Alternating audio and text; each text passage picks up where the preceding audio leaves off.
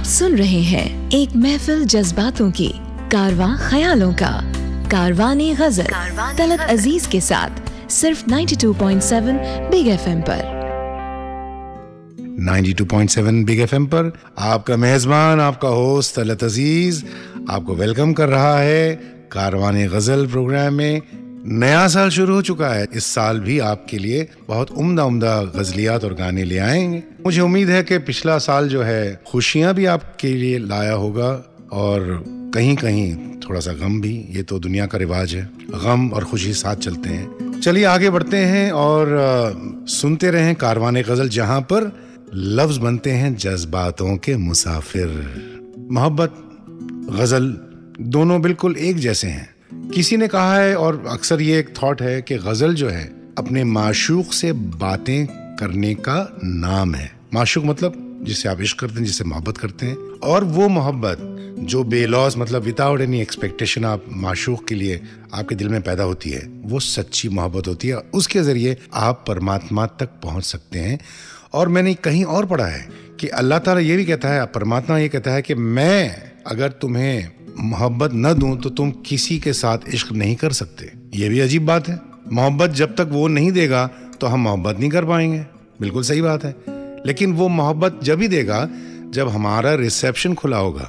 जैसे कि अगर आपने 92.7 फ्रीक्वेंसी को ट्यून नहीं किया तो आप कारवाने गजल नहीं सुन पाएंगे, राइट। और इसी बात पर मैं एक नगमा, एक पोएम आपको आज सुनाना चाहूंगा गाकर।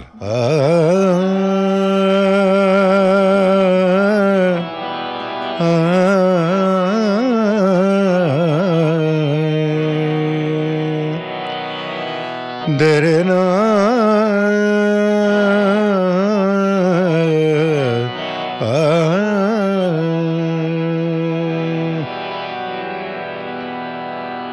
आपका हुस्न जो देखा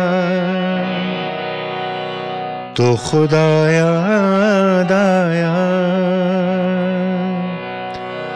आपका हुस्न जो देखा तो खुदा याद आया।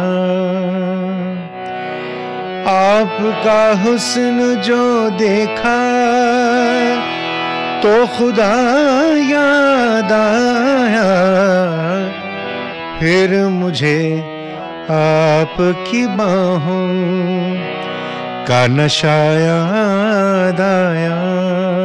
वैसे ये नशा, ये मजाजी नशा नहीं है, ये हकीकी नशा है, मतलब द ट्रूथफुल नशा। वो घड़ी कितनी हंसी थी कि मेरे पास थे आप।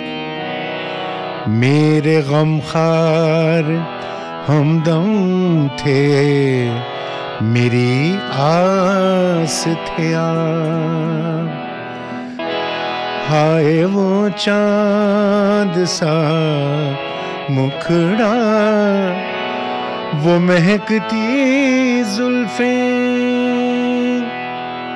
दो घड़ी प्यार में जीने का मजा याद आया।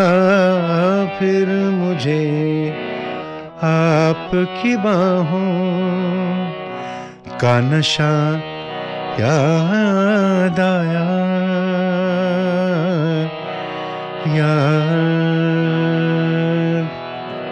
आपको याद रहेगा ये नगमा, दो घड़ी प्यार में जीने का मजा याद।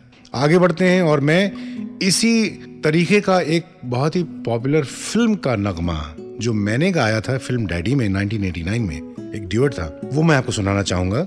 वो अक्सर लोग मुझसे फरमाइश करते हैं और मैं खुद भूल जाता हूँ। कमाल की बात ये है, वो राजेश रोशन साहब की म्यूजिक थी। कभी ख्वाब में या ख्याल में, कभी जिंदगानी की धार पे, फिर वही शाम, वही गम, वही तन्हाई है। लेकिन आप तन्हा नहीं हैं।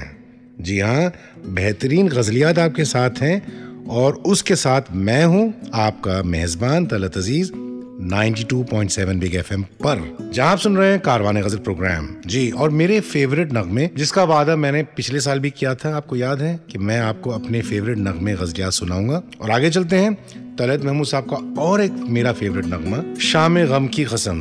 ये कॉम्पोजिशन इसलिए मुझे पसंद है क्योंकि इसमें क़याम साहब की म्यूजिक है और 1953 में फिल्म फुटपाथ बनी थी, जिसमें तलत महमूद साहब की खासियत ये थी कि उनकी आवाज में एक विब्राटो था, नेचुरल विब्राटो, जो अगर मैं चाहूं भी तो मैं नहीं ला सकता, कोई भी नहीं ला सकता। It was natural gift, soft आवाज थी उनकी और उसका जो अंदाज जो था एक वही कर सकते थे। मेरे ख्याल आप सुनिएगा, वो नगमा ऐसा कुछ है। शाम गम की कसम आज गमगी हम, अभी जा आज मेरे सनम, शाम गम की कसम। 1 2 3 1 2 3 ये वॉल्ट्स है। मैं हूं तलत अजीज, 92.7 बिग एफएम कारवाने गजल पर आप मुझे सुन रहे हैं।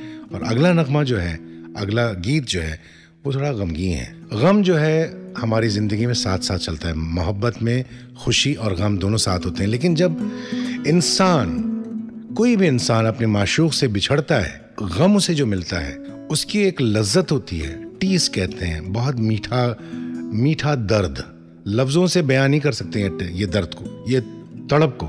और वो तड़प में जो मिठास है, जो मोहब्बत है, वो वही महसूस कर सकता है जो मोहब्बत में बिछड़ा हुआ है। तो इसी मौके पर एक शेर मैं आपको सुनाता हूँ अहमद फराज का। अब के हम बिछड़े तो शायद कभी ख्वाबों में मिले हैं, अब के हम बिछड़े तो शायद कभी ख्वाबों में मिले, जिस तरह सूखे हुए फूल किताबों में मिले। तू खुदा है ना मेरा इश्क फरिश्तों जैसा, दोनों इंसान हैं तो क्यों इतने हिजाबों में मिले। ढूंढ उजड़े हुए लोगों में वफा के मोती, ये खजाने तुझे मुमकिन है खराबों में मिले। आगे बढ़ने से पहले फिर से मैं आपको याद दिला दूं कि आप सुन रहे हैं तलत अजीज को कारवाने गजल प्रोग्राम में, जो 92.7 बिग एफएम पर आ रहा है।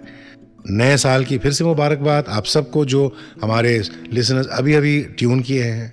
Wish you very happy new year, और हम दुआ करते हैं कि नया साल भी आपके लिए ढेर सारी खुशियां लाए। अब अगला गाना जो आपको मैं पेश कर रहा हूँ वो है रफ़ी साहब का गाया हुआ बहुत ही मशहूर नगमा। और ये गाने की खासियत ये है कि रफ़ी साहब आप जानते हैं कि बहुत ही वर्सटाइल सिंगर थे। जब वो किसी के लिए भी गाना गाते थे तो वो पूछते थे म्यूजिक डायरेक्टर से कि ये किस शख्स या किस हीरो पर पिक्चराइज किया जाएगा और सिचुएशन क्या होगा जिस सिचुएशन पर ये गाना बजेगा। तो इसमें बेखुदी एक लफ्ज़ है उर्दू में, जो नशे के आलम को कहते हैं बेखुदी। बेखुदी का जो इफेक्ट रफ़ी साहब ने गाकर जो पेश किया, जब आप पिक्चर में आप देखते हैं, जब पिक्चराइज हुआ था ये गाना, आपको पता लग जाएगा। ऐसा लगता है कि हीरो वाकई ड्रंक है, लेकिन रफ़ी साहब की आवाज़ में जो नशा, वो कहते हैं ना कि, और एक मुझे नशे पर एक शेर याद आया, नशा नशे के लिए है अजाब में शामिल, नशा नशे के लिए है अजाब में शामिल, किसी की याद को कीजिए शराब में शामिल। मेरा ख्याल रफ़ी साहब यही फॉलो करते थे, क्योंकि वो शराब तो नहीं पीते थे, लेकिन जिस तरीके से उन्होंने हर किस्म के गाने गाए, ये गाना उन्होंने जो गाया है, हम बेखुदी में उनको पुकारे चले गए। मैंने जैसे वादा किया हम आपको बहुत ही बेहतरीन और फेवरेट नगमे और गज़लियाँ सुनाएंगे। अब मैं वो नगमा सुनाने वाला हूँ जो मेरे दोस्त पंकज उदास साहब ने गाया है। बहुत ही खूबसूरत नगमा है। पंकज आप जानते हैं कि मेरे बड़े पुराने दोस्त हैं, लेकिन अब मैं ये नगमे के बारे में ज़्यादा बताऊंगा। ये नगमा है फिल्म नाम का, चिट्ठी आई है, आनंद बख्शी साहब ने लिखा। इसकी खासियत ये है कि इसमें एक मिट्टी, जो अपने वतन की मिट्टी की जो खुशबू है ना, वो आती है। जहाँ पर भी पंकज ये गाते हैं, लोग एक्चुअली मैं देखता हूँ कि वो झूमते हैं, रो पड़ते हैं, आंख में आंसू आ जाते हैं। बहुत ही खूबसूरत एक माहौल बन जाता है, बहुत ही एक अजीब सा माहौल, मैं कहूँगा खूबसूरत भी है और अजीब सा भी, क्योंकि सबको अपने वतन की याद आती है, उसकी खुशबू, अपनी पुरानी यादें, बचपन की यादें। ये this is a human trait, ये इंसानी फितरत है कि आप जहाँ पर भी चले जाएं, कितने भी बड़े हो जाएं, आपको अपनी मिट्टी और अपने घर और अपने बचपन की याद बहुत असर करती है। आप सब जानते हैं कि चंद ही दिन पहले फारूक शेख साहब, उनका इंतकाल हो गया, ही लेफ्ट अस। मेरे साथ उनका बड़ा खास रिश्ता था, क्योंकि मैंने 2 जो फिल्मों में मेरा नाम हुआ, उमराव जान और बाजार, इसके हीरो यही थे। और उसके अलावा भी हमारे पर्सनल ताल्लुकात थे और बहुत ही डाउन टू अर्थ इंसान थे। मुझे याद है वो उनकी कोई बुरी आदतें नहीं थी, सिर्फ उनको एक ही उनका शौक था, वो अच्छा खाना। चलिए, अल्लाह ताला उनको जन्नत नसीब करेगा। जाने से पहले आपको पॉजिटिव नोट में कहूंगा कि फनकार कभी मरता नहीं है। फनकार इंसान चला जाता है लेकिन उसके फन के जरिए वो ता क़यामत जिंदा रहता है।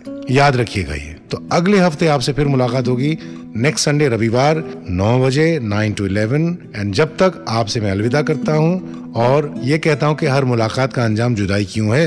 अब तो हर वक्त यही बात सताती है हमें, लेकिन ये बात हमें सिर्फ अगले हफ्ते तक सताएगी। अलविदा, गुड नाइट, शब बखैर, खुदा हाफिज।